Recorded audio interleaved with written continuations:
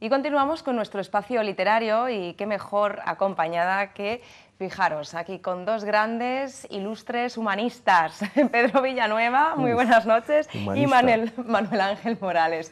Claro, un día estamos hablando de ciencia en la literatura, otro día estamos hablando de temas sociales, de cultura, de arte. Hoy vamos a hablar de algo que yo creo que nos interesa mucho, que son los problemas sociales en la literatura. Sobre la mesa tenemos varios libros, además libros muy recomendables, ya que estamos aquí, pues sí, los recomendamos. Tenemos Dante, ¿no?, de la Divina Comedia, El Príncipe, que también es un libro de referencia.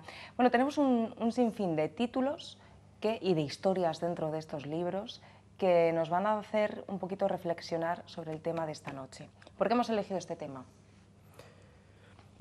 A ver, humanista, empieza. Bueno, los temas sociales, junto con los temas políticos en la literatura, siempre han sido una constante.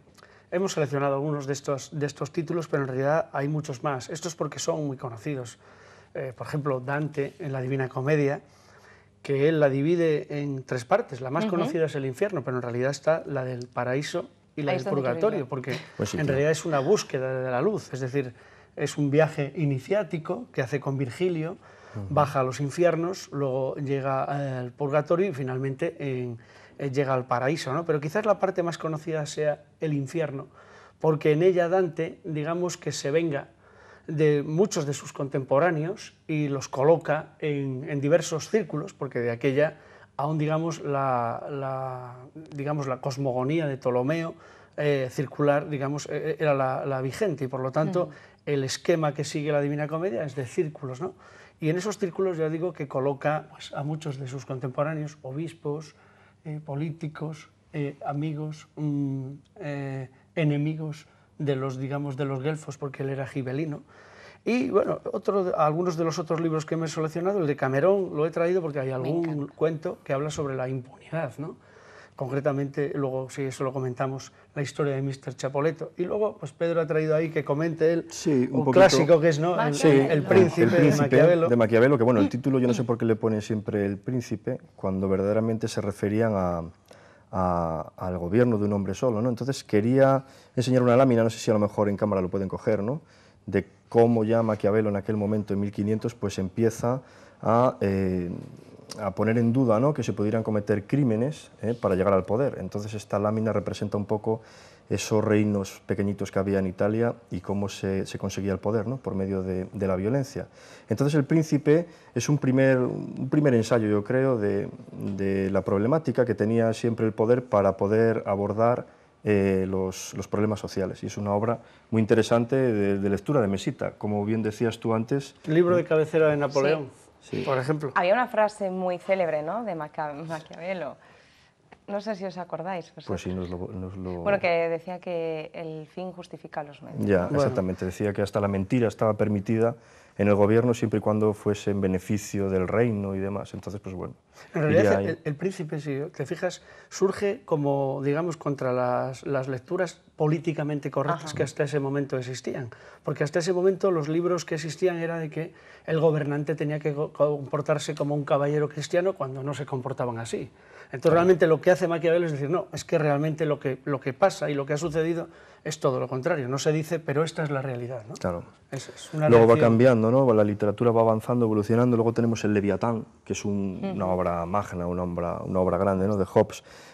Lo que más me llama la atención, por ejemplo, de este libro, y es muy interesante, es la temática que habla de la religión y de cómo los fantasmas o los miedos que intentaban vender, los miedos sociales a la gente, ¿no?, diciendo que los fantasmas, el infierno, el averno, todo lo que había, pues producían un comportamiento, ¿no? Esto cambia, con Leviatán cambia, y cambia ya lo que es la temática de la religión y el Estado. Lo empieza a diferenciar, intenta separar la religión del Estado, porque se da cuenta que esa influencia de la religión dentro del Estado no es positivo para un desarrollo social.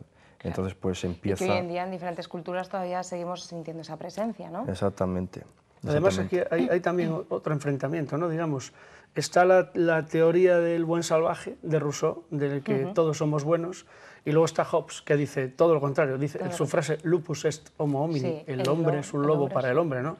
es esa visión contrapuesta de lo que yo digo, de lo no políticamente correcto, sino de la realidad. Claro, además la temática, son libros que yo creo que no hay que leerlos lineales, hay que ir saltando, pasa como con el Quijote, ¿no? Que son capítulos.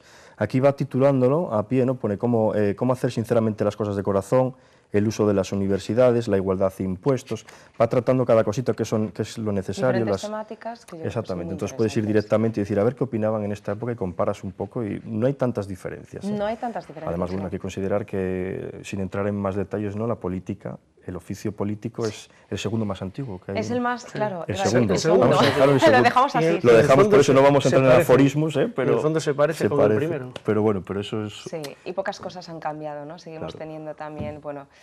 Aquí en España se curan los jamones y los chorizos estupendamente, ¿eh? Hay un buen clima. Sí, ¿verdad? Eso está bien. Ideal. Y luego nada, el tercer libro que tengo por aquí que he traído, que también no sé si os gustará, es La Ley Agraria. Bueno, además esta es una edición original de 1795 y es de Melchor de Jovellanos. Entonces Ay, qué bueno. Vamos a ponerlo a la cámara a ver. Yo como soy un poco jovellanista... Me gusta mucho Jovellanos. Además, bueno, pues en este libro él empieza... Primero intenta trazar una línea histórica de España y para presentárselo al rey, para que el rey entienda que es muy importante el reparto de las tierras. Es el primer momento que un político, un ilustrado, se atreve a pedir el reparto de las tierras. Y entonces hace una consideración diciendo, este reparto de tierras es muy positivo porque al repartirlas las haremos más productivas. Entonces, claro, toca tema religión, porque la mayor parte de la tierra estaba en manos de la Iglesia y por otro lado también de los grandes terratenientes. Claro. Y es la desamortización, la primera desamortización, o una de ellas, y es una obra también para leer interesantísima que habla de los problemas sociales de los vagabundos. Empiezan a pensar ya que hay que resolver el tema de los vagabundos y empezaron a hacerse los hospicios precisamente, Sí. a raíz de ahí. El tema de los vagabundos además es muy interesante en la obra de Jovellanos, porque los obligan a ir al hospicio, es decir, tenéis que ir al hospicio y aprender un oficio para ser productivos para el Estado. Entonces, esos cambios... Esa época ya, ¿eh? Es uno de nuestros grandes ilustrados, ¿no? Sí. Pero curiosamente estaba yo pensando ahora Me encanta que el casi libro, todos ¿eh? estos escritores, o sea, Luego le echamos un Jovellanos vistacito. o Dante, tuvieron al final problemas con la ley. Precisamente es lo que sucede, que a veces decir la verdad te convierte en una persona, digamos, perseguida. Él estuvo en la cárcel, ¿no? ¿Qué estuvo en Baleares? En Velvet, en el castillo de Velvet. En el castillo de Velvet, efectivamente. Dante fue desterrado e incluso condenado a muerte. Boccaccio también tuvo sus problemas legales, precisamente por expresar, por hacer libertad de expresión. Pasa que igual ahora el feminismo, ¿no? Que estos días está muy... Si vamos a las primeras sufragistas, la señora Pankhurst en Inglaterra, 14 veces pasó por prisión. Hasta una de sus discípulas o seguidoras se tiró al tranvía para defender los derechos de la mujer. Era algo, vamos, hoy lo dices y parece impensable, pero eso ha pasado hace 60 años. Con la liberación de la mujer, efectivamente. ¿Y alguna cosa que queráis reseñar especialmente? Yo solamente, a título de aportar un poquito más a lo dicho por Manuel, me quedo con las palabras de Said en 1930, que decía que la historia hundía las raíces, ¿no? Teníamos unas raíces hundidas que eran la propia historia. Entonces, política e historia van unidos. Digamos que la historia es la política del pasado y la política es la historia del presente. Entonces hay que tenerlo muy, muy en cuenta. Yo suelo decir que viendo estos libros, estos grandes clásicos, somos enanos, digamos, subidos a hombros de gigantes. Sí, totalmente. Me encanta. Pues nos quedamos con estas frases. Nosotros ahora vamos a hacer una pequeña pausa, pero volvemos, nada, en menos de 6 minutitos. Hasta ahora.